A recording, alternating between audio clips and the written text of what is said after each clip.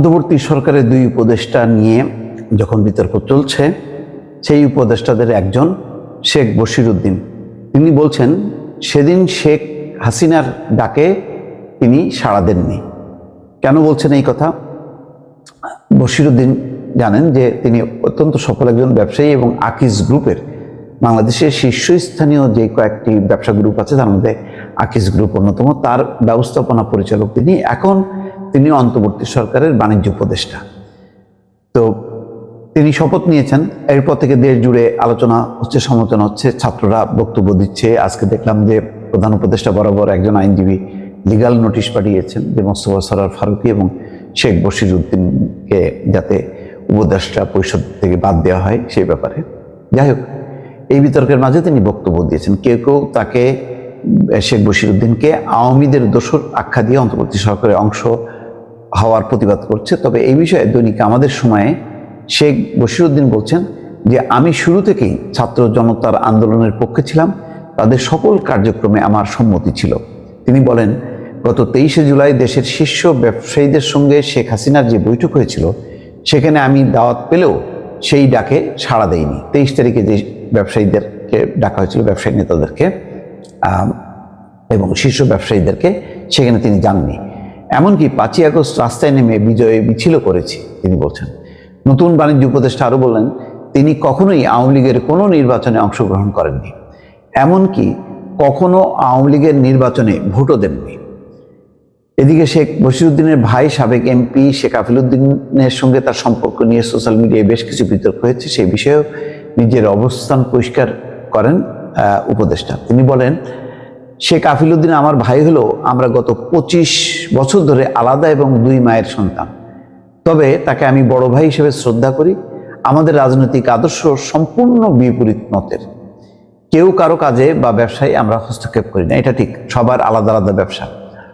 তিনি বলেন, ভিন্ন মা হওয়াতে, অর্থাৎ দুই মা আর কি, 1999 সালে পারিবারিকভাবে আমরা আলাদা হই। পরে আফিল ভাই রাজনীতিতে যুক্ত হন। আমরা সবাই দীর্ঘদিন ধরেই আলাদা ব্যবসা পরিচালনা করছি। তিনি মূলত যশোর কেন্দ্রিক ব্যবসা বাণিজ্য পরিচালনা ও রাজনীতি করছেন। আমি সহ পরিবারের অন্য সদস্যরা ঢাকা কেন্দ্রিক। শেখ বশিরউদ্দিন এলাকায় খোঁজ নিয়ে জানা গেছে, দেশের শীর্ষস্থানীয় ব্যবসায়ী গ্রুপ আকিজ গ্রুপের প্রতিষ্ঠাতা শেখ আকিজউদ্দিনের 7ম ছেলে হচ্ছে শেখ বশিরউদ্দিন, 7ম ছেলে।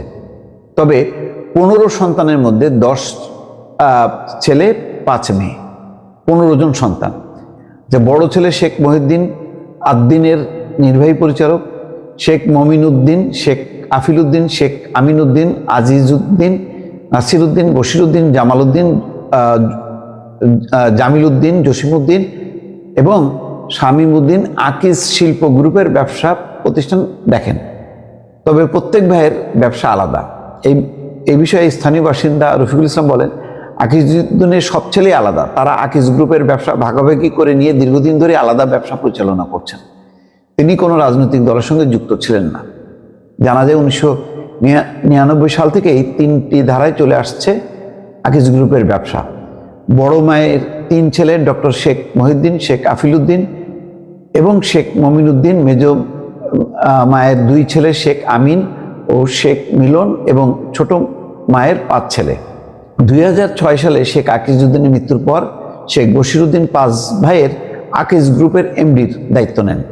2022 সালে তারা দ্বিতীয়বার পরিবার ভাগ করেন এবং 5 ভাই ভিন্ন ভিন্নভাবে ব্যবসা পরিচালনা শুরু করেন।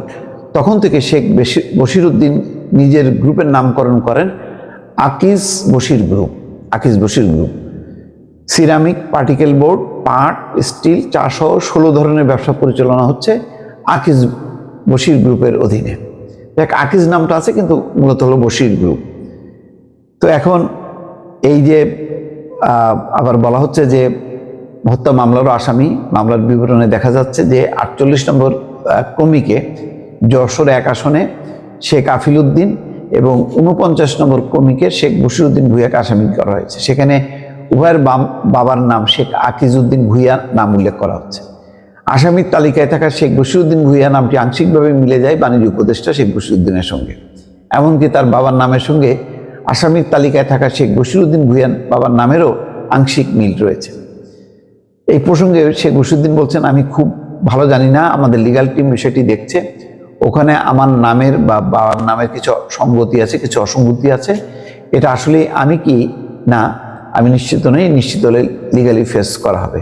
যাই হোক, একটা খুবই বিব্রতকর বিষয় দাঁড়িয়েছে। এখন এটা কিভাবে ফেস করবে, এটা মেনে নেবে কিনা বৈষম্য বিরোধী ছাত্র আন্দোলন, যদি না মানে, তারা সম্মত না হন, তাহলে একটা বড় ধরনের ধাক্কা অন্তর্বর্তী সরকারের জন্য। দর্শক ভালো থাকবেন, আল্লাহ হাফেজ।